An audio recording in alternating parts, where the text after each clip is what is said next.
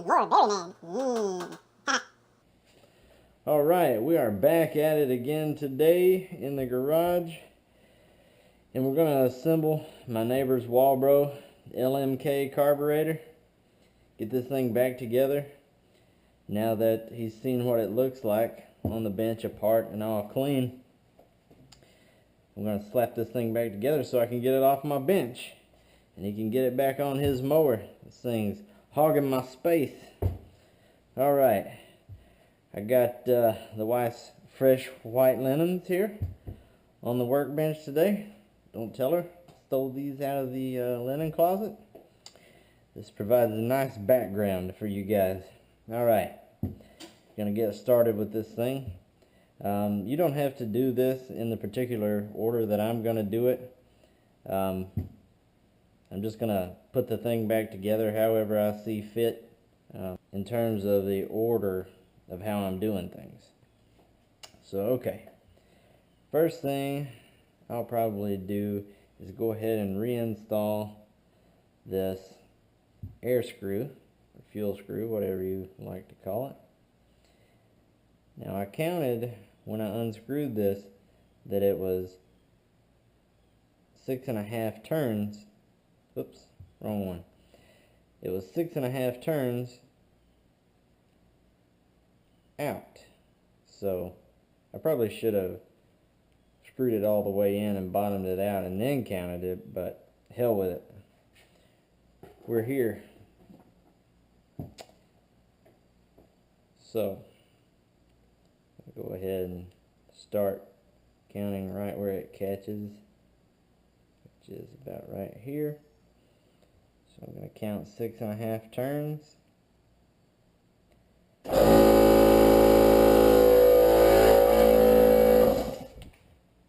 Sorry, the compressor cut on there. So that's a half a turn.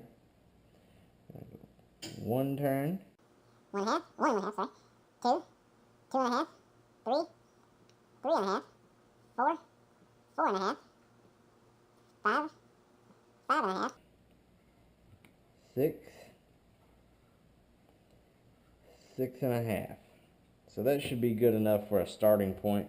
We may have to tune it later once it's on the mower, but probably won't even give us any problems. So okay, I need to go ahead and put this little safety thingamajig back on here, if it'll go back on correctly.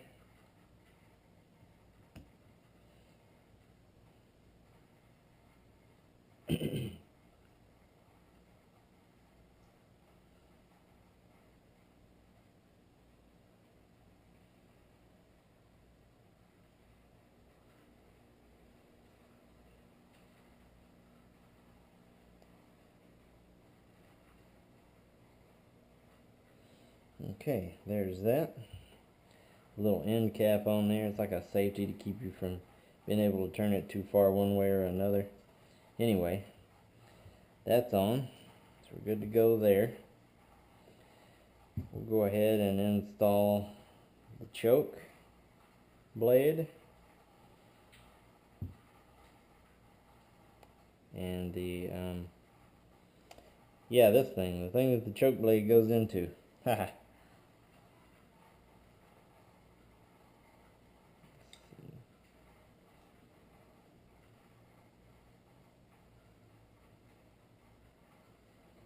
Now if this thing is real loose in here like this one is, you're going to want to stick a screwdriver in these indentions or maybe a punch or something and push that back out a little bit so that it doesn't, so that it'll keep this blade from slipping, because those are essentially little catches that keep it from moving around on the shaft here. I'm going to probably have to hit these with a punch.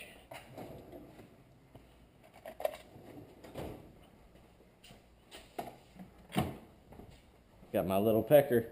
Just a little pecker, just a little pecker.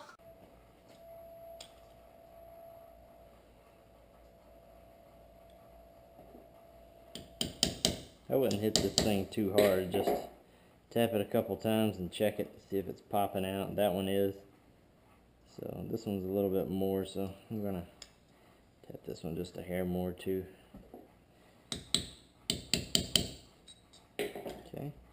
Actually trying to dent the stupid butterfly, which I don't like. That was the problem with this thing to begin with. Damn it. Let's try again. Make the gap smaller.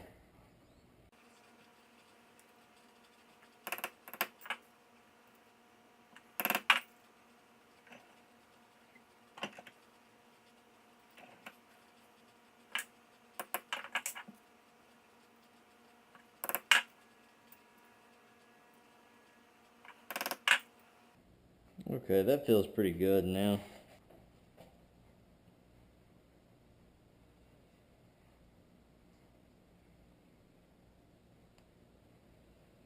That feels pretty good.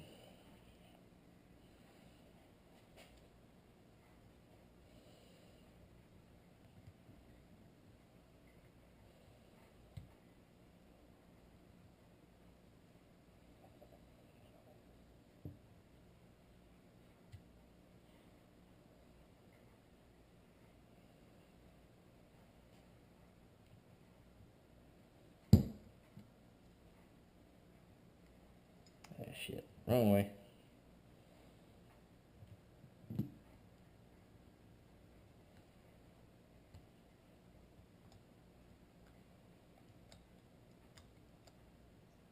Looking good there. Alright, I'm going to turn it over. I'm going to do the throttle blade and shaft.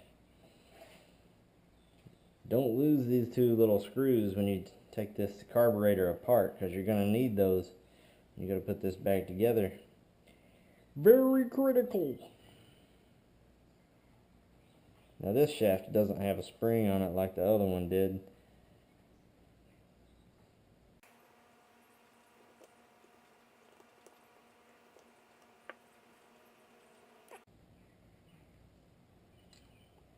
Damn it, Bobby.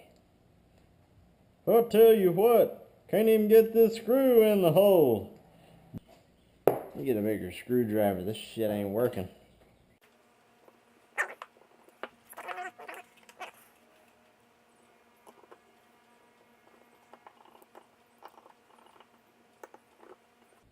You don't want to make these too tight, you're just trying to get them snug so that they don't fall out.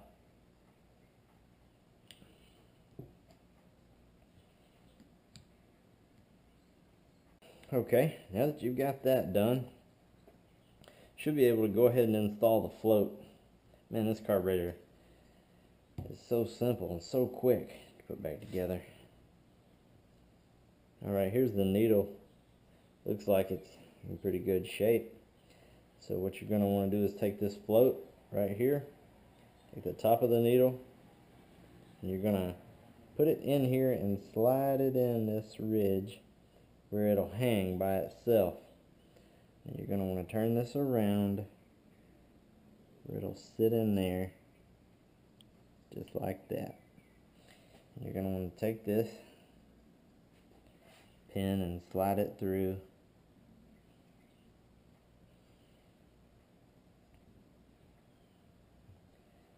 And this is what the float will pivot on, up and down like this. Alright, now should be able to go ahead and put the new gasket on this bowl, which is okay. So since I don't have a gasket, an O-ring gasket to seal this bowl off with, I'm gonna have to order one, and so that'll probably take a couple days for it to get here, but as soon as that arrives I can put this bowl back on. But as you've seen, there's not really much left to do. You just put the bowl back on with the gasket, or you're going to have gas running out of the bowl. And then you're going to want to screw this cutoff solenoid back in the bottom and tighten it down with 13 millimeter. And then there's a little ground screw that was hooked up right here with this screw, or ground cable that was hooked up with this screw. And that was it on this carb. I don't know if yours will have a cable like this one or not, but nevertheless, that's pretty much all there is to do to this carb to get it back together. So I'm going to go ahead and order that gasket and get this thing back together. Alright guys, thanks for watching.